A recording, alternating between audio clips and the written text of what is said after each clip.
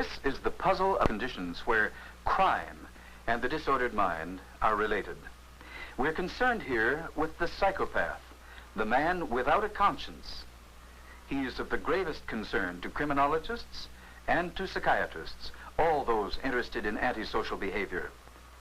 If a man can't distinguish between right and wrong, is he sick and ought he to be in a mental hospital, or is he a criminal and should he be locked up in jail? These are the questions that come up time and time again in this case. This man has served a term in the penitentiary. He has been in a psychiatric ward. The police know him as a convicted burglar. The psychiatrists call him a psychopathic personality. This is the psychiatrist, Dr. Henry DeRoss, who has worked with the puzzle of this man. Does it ever bother you when you do something wrong? Well, I'd never regretted before. I'd only regret it afterwards, particularly if I was caught. This is Bob Bota's store and postal station that he broke into. Inspectors were notified, and from the postal authorities, when they came in and we went through the inventories, we discovered that over $1,700 worth of stamps were missing. This is Detective Sergeant Mackenzie, who arrested him. And I find him, in my experience, was a very strange chap. And a very smart man with actually non-existent accounts. This is the Federal Training Center, where under Deputy Warden LaFerriere. No, never. He was never a disciplinary problem. This is the building where he reported to his probation officer, Bill Connell. I've lost track of the number of jobs I got for him. Maybe 15 different jobs. And the question comes, where does society go next? What do you think the chances are of your getting into further trouble, like you have up till now? Serious trouble? No. Do you agree, Dr. DeRoss, that his chances of getting into serious trouble are nil? I'm afraid I don't. Both in my experience with this particular patient and in general. In fact, it's almost inevitable. Why? Well, the psychopath is characteristically an individual who just is unable to follow a plan of action through to its logical conclusion. They are basically irresponsible people, while being at the same time intelligent and manifesting all kinds of innate capabilities. They don't seem to be able to sustain this. They're subject to their whims. Their frustration tolerance is low. If they want to do something, they do it on the moment with little or no regard for the consequences, either for themselves and unfortunately for other people. What made him this way? Well, I suspect that many of these people in their early childhood did not have the opportunity to form really satisfying relationships with their parents and with other people. And they grow up with some kind of innate incapacity to establish meaningful relationships with other people, so that when they disappoint others, as they repeatedly do, it just has no impression on them. Let us now look at some of the things this man has done. How far back do you date this difficulty of, well, you call it being wild? Well, the time I was about 10. 10. What happened then? Well, I saw some older boys smoking, and I decided to try it. Mm-hmm. So I always hung out with a crowd that was several years older than me. I never hung out with anyone my own age. Mm-hmm. I was always older. Did and of course, to be accepted, well, I had to be just a little bit more daring than them. Mm-hmm. Did you get into any serious trouble at that age? No, not until I was about 16. 16? Yes. What happened then? Well, I always wandered around town with a gun. Even then you started carrying guns? Oh, yes. I think you've always had an interest in them. Well, I know what they're capable of doing, and I'm a bit of an expert on them. They've always appealed to me because they give a sense of power. And I like power. I like to be able to control others. I usually always carry them, too. It wasn't because I wanted to use them. I mean, I imagine I'd be capable, but at the time I didn't want to use one as a hold-up or killing or anything like that. No. What is the most serious thing that you've done that you've been caught for? Well, the post office. The post office? Mm. What was involved there? Well, I went into the place and I made a withdrawal at night.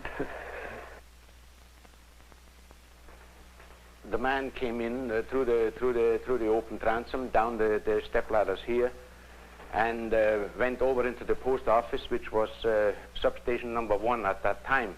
All the drawers been forced, and the contents all over the place. And of course, we could not touch it until the postal authorities were notified, and the inspectors were there in no time. How did it come to light that you had done it? Somebody goofed. Somebody squealed on you? Well, I talked too much. It was my own fault. I started bragging about it because when you do something like that, and if you've got nobody to tell it to, I mean, it sort of takes the edge off. The edge off it. So I told it to the wrong people, and that particular person got caught for something else, and to try and get pressure off him, he turned around and turned me in. And then for me to get pressure off of me, I turned the others in. This car is driven by Detective Sergeant Gordon McKenzie, who investigated the case. He led us to a gang of well-known receivers who had a house in the eastern part of the city where we succeeded in recovering some of the stolen stamps. And after that, in a search in a downtown house, he asked me for a loan of my revolver to be the first one up the stairs, which I thought was very strange. And I told him at the time that he'd better leave that work to us. The director of the Rehabilitation Service is Frank Roberts. He'd committed a pretty serious crime for breaking and entering and theft, but the judge didn't want to saddle the man with a jail sentence. He asked our representative in court, if we could study the case and see what we could recommend. Our representative, Mr. Connell, brought the young man to our office. We had a long discussion with him. We found him various jobs. And then we realized that because of the man's unfortunate past, a very unsatisfactory childhood, no guidance in his adult years, we decided that he was a medical problem and not a social problem. We then called in a lot of community resources, doctors, psychiatrists, psychologists, the Verdun Hospital, Allen Memorial Hospital, the Royal Victoria Hospital, social workers in other fields, and we attempted to solve this boy's mental problem. This is Verdun Protestant Hospital. Their records quote this man as saying, "I have no morals, no scruples, no emotions, no particular feeling for anybody." The record says, "A year ago I saw a psychiatrist, but there was a difference of opinion. He told me I was crazy. I thought he was." The reasons why I actually came to the hospital was because I had a suicide attempt there.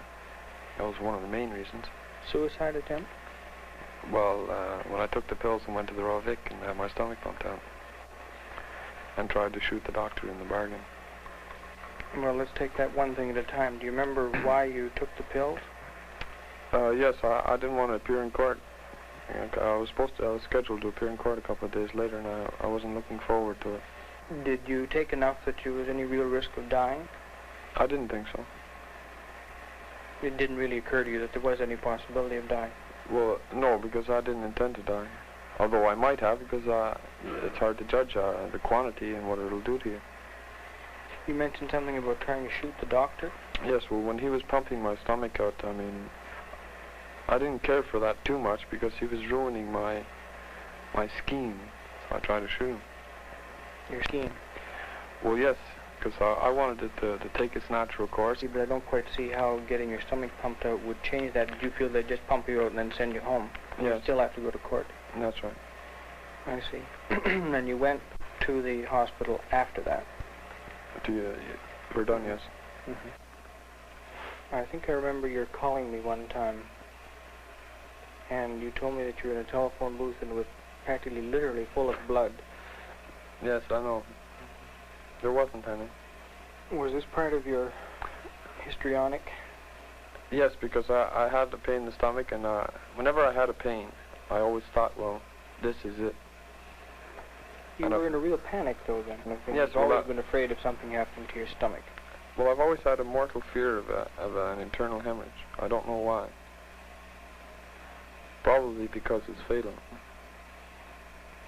So that you've been afraid of dying because of something bad happening inside of you? Yes.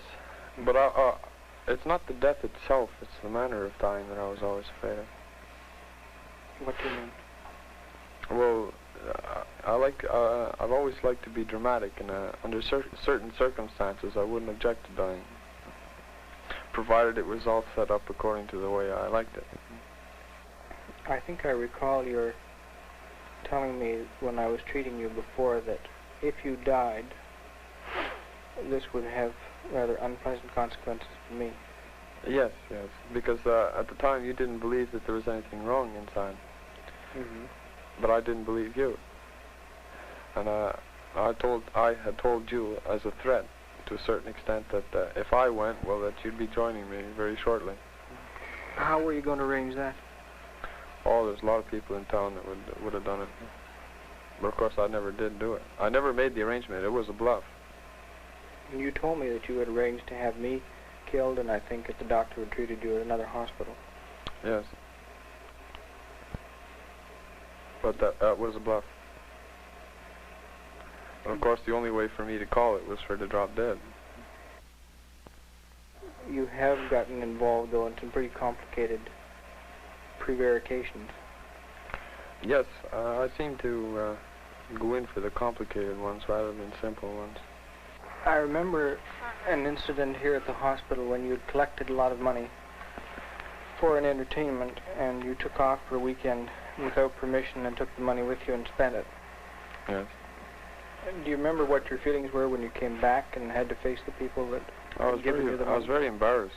It isn't associated with any feeling yourself that you've done something wrong? Well, sometimes if it's against an individual, I'll feel sorry for it and I'll regret doing it. But if it's against a group, it doesn't bother me. Well, this young man certainly gives the impression of understanding his inner workings. How much of this is true? Well, I agree. One would think that he has really deep insight into what he's doing and the causes for it and the need to correct this kind of behavior in the future. But if you follow this kind of person along, you find that this insight that seems so deep actually doesn't penetrate below the surface at all. It's as if they're using words that have no meaning to them in any way. But it must be very persuasive on first contact. I'm afraid it is. They're very persuasive people. They're often quite charming and engaging, and they are quite capable of enlisting the help of a lot of well-meaning people who try very hard to help them realize they've gotten into a lot of difficulty, seem somehow to sense that their difficulties are on the basis of something emotionally wrong with them rather than simply criminal behavior, for example. But I'm afraid in most instances their efforts are generally to no avail at all. Well, he seems just an irresponsible person. Well, irresponsible in a sense, but if one looks over from a long-range point of view what he's done over the past few years, it amounts to more than simple irresponsibility. He has all kinds of golden opportunities to do something for himself, and he blows them every time. And gets into criminal activity? What's the difference between him and any other criminal? Well, in this patient, the criminal activity seems to be purely on impulse. It doesn't seem to have any good reason for it. The so-called normal criminal robs a bank for the $10,000 that he gets out of it and for what it will buy him. The psychopath robs not so much for the joy of stealing as the kleptomaniac does, but simply because he wants something right now and he goes and gets it and takes it, regardless of the consequences. What are you implying then, that he's a sick person? Yes, I would certainly say that he's sick. I think it's difficult meeting him, say, in the courtroom or in the psychiatrist's office to say that he's sick. He seems to behave perfectly well. He thinks clearly, seems to understand what he's doing, what he has done, and what he should do. But the moment he leaves, he does quite the opposite. And one has to look at him from a longitudinal point of view and see that an individual with all his capacities has simply failed over and over again for no adequate reasons. Well, can you cure him? Cure him, I doubt it. I don't think that this man really is susceptible to successful treatment. I think it's really more a question of protecting the community from his damaging activities. Is this because psychiatry doesn't know enough, or because it's just impossible? Well, perhaps a bit of both. I think, as far as the second part of your question is concerned, that these people probably, because of damaging experiences in their childhood or some genetic factor that they inherit, are unable unable to relate and therefore unable to use treatment.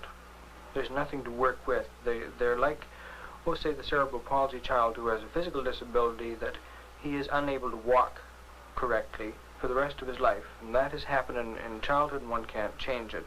These people have some kind of emotional instability disorder that probably developed in their early childhood and remains a more or less fixed thing. Well, then is he responsible for what he does? Very difficult problem in the court, because he's obviously competent, certainly not insane. Then he's generally held responsible for what he does. What happens is that most judges are so impressed by the obviously pathological history lying behind the individual crime for which he may be appearing, to recognize that this man isn't the ordinary run-of-the-mill criminal, often refers him to a psychiatrist or a psychiatric unit for treatment. And they can't do anything about him? And they very often fail, discharge him back into the community. All too often, he simply carries on where he left off. So he may go back and forth between the judicial authorities and the psychiatric authorities in the hospital sense, without anything really being done. Let's pick up the story again at the Catholic Rehabilitation Center with Frank Roberts. Eventually, after he'd been out on probation for maybe 8-10 months, we couldn't get any further with him. He would accept employment, almost any type of employment. He considered it beneath him, but he would accept it, and for various reasons he threw it up after a very short time. We had various discussions with him over quite a period of time on probation. We told him he wasn't adjusting, that we'd have to give a bad report to the judge, and that he might have to be sent to the penitentiary. Eventually, when he knew we were giving a bad report to the judge, he accepted his sentence. He was sent to the penitentiary. From there, he was transferred to the Federal Training Center. He adjusted pretty well, except for the fact that he wanted to reorganize the institution. This is the Federal Training Center, where promising young offenders sentenced to penitentiary serve out their sentences while being retrained for life in society. It's very different from the maximum security penitentiary next door. Our subject was transferred here. This is Deputy Warden Robert LaFerriere. And how was he as a prisoner? Well, in a few words, it's pretty hard to say, but I'll try to tell you this much. At first, it was pretty hard for him to get adapted to the institution. And then very active in wanting to write and to improve his education all the time. He read a great deal, did he? A great deal. But of course, he had this mania about the military history and strategy. What about that? Well, it was not unpleasant to hear him talk about it, but it was, you had to allow an awful lot of free time to hear his story there, because it was endless, actually. There was no end to him talking about that particular subject. But you enjoyed talking to him? Oh, yes. He was very, he was a likable fellow. As far as I'm concerned, I used to even take some short walks inside the institution with him. He used to start many things, but he had to be pushed a bit to finish them or keep up with them. There was a tendency with him to start an awful lot of things and even to think of many things. Like, for instance, when he had problems, he used to make suggestions to improve the lot of all the inmates in the institution. But if you study the case closer, you would find that it was his problem that was being exposed there. This, I suppose, became more clear when it came time for him to leave. Yes, towards the end of his sentence, anxiety was more evident, and he required more attention, more interviews. Of course, this is where our friend Mr. Connell came in and gave us a hand there. Bill Connell was our man's probation officer. A short while ago, he came out of the penitentiary and was again placed under our supervision. He told me that he had wrote an article while in the penitentiary, and I read part of it, and then I turned it over to Mr. Levison of the Montreal Gazette, who read this article, and he expressed an opinion to me, if the boy wrote this, why, he had a future as a writer. I was amazed with what I read. It It was a long 10 or 15,000 word article on international affairs and particularly on efforts to effect world peace, and it contained proposals for improving the situation. I realized that it wouldn't be beyond possibility that he was showing this work as his own, as some kind of a work that he had copied from somebody else. So I asked to see the young man and had lunch with him, and during lunch hour I asked him to list his bibliography for this article. He floored me with the most formidable list of standard texts on the whole subject that one could ever want to hear. And in further conversation with him, I was firmly convinced that he had read all these books, not only read them, but fully understood them. He also showed me some other literary works on a variety of subjects, and they all had great literary merit. I'm convinced that this boy has great possibilities in the writing field. Mr. Levison and I talked about this for some time, and we decided if this boy could get a job out of town, up north somewhere, where he would have a lot of free evenings where he could study in his writing career. So we brought this up with this young fella, and he said, well, that's all right, I'm willing to go up north. We sent him up north. He didn't stay there for any length of time. He was right back in Montreal. He was supposed to go back on the job. He never went. Now, he's no longer under our supervision. His ticket of leave has expired. And I understand now he's working in some nightclub as a busboy. Well, a whole area of promise exploded. Since then, he's been creating undercover gossip for what he calls a scandal sheet. Garbage, he calls it. You have been doing some writing lately, I gather. Garbage. Garbage? Well, for a scandal sheet. Mm-hmm. Why are you doing it? Well, because I know the city. I know what's going on in the city. Why? What happens when you get in a job and you start to lose interest in it? I just don't show up. I don't often... You just quit? Well, I don't even formally quit. I just don't come back. Have you any idea what lies behind this tendency of yours to lose interest so quickly in things? Well, once I understand what the job is all about, and I can do it, well, I don't want to do it anymore. I get tired of it. Because I don't like the routine, daily, the same repetitious sort of thing. Mm-hmm. What are your long-range plans? Well, sometimes I have them, but I think more of the present than of the future. I mean, like everyone else, I'd like to settle down, get married, and raise a family, but I probably won't. Why do you think you won't? Oh, I mean, I'd have to give up a heck of a lot, and at the present time, I don't think I could.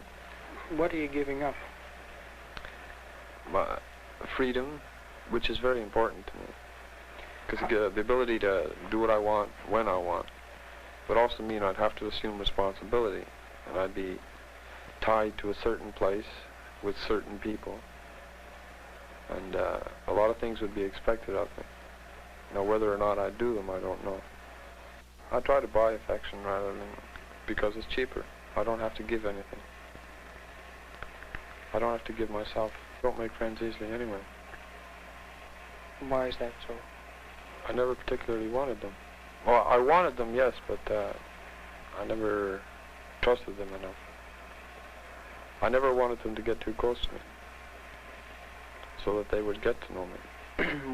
What is this fear of people getting too close to you? Well, I'd lose an advantage. I always look for that. I very seldom give anyone an advantage. I always try to keep it for myself. Sort of a one-upmanship. Yes. All the time. Never give a sucker an even break sort of thing, you know? But the interesting thing about it is that almost invariably you're the one who comes out second best. Yes. I know. Is this man dangerous? I would say potentially yes.